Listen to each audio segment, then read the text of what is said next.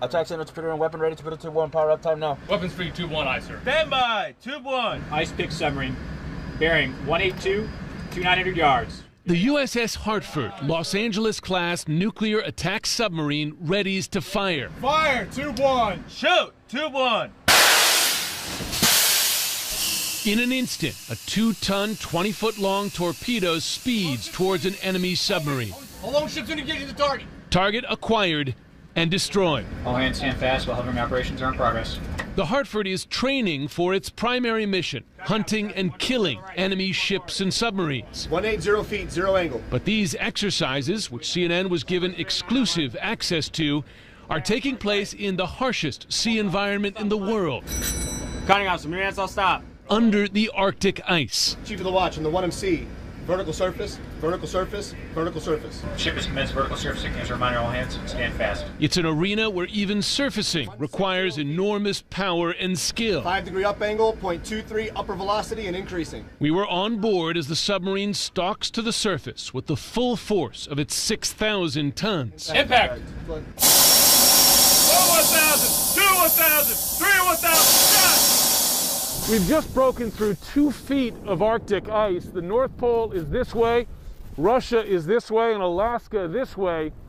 And a mission like this is all about sending a message that the U.S. Navy can operate or wage war, if necessary, in the harshest environment in the world.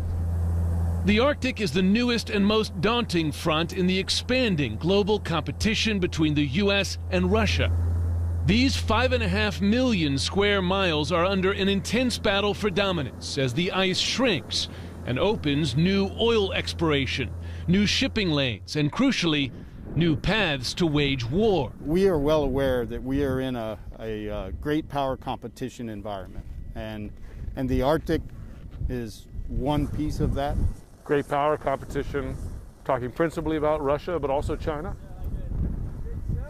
Russia and China are two of our great powers that are trying to catch up with us as fast as they can. This year, these exercises, called IceX, are taking on new urgency. A British submarine joined for the first time in a decade, and U.S. submarine forces are refocusing on a mission dating to the Cold War. What is our primary mission, the submarine force, is to be able to leverage our offensive weaponry like a torpedo against a threat. So there's been a shift in emphasis in our ability to do that. Operating under the Arctic presents unique challenges with no access to GPS navigation, limited communications, and dangers from below and above. Ice keel depth times 0.755 feet. Ice keels as long as 150 feet extend down from the ice sheet. Stationary dive the ship to 180 feet. America's biggest challenge, however, comes from Russia.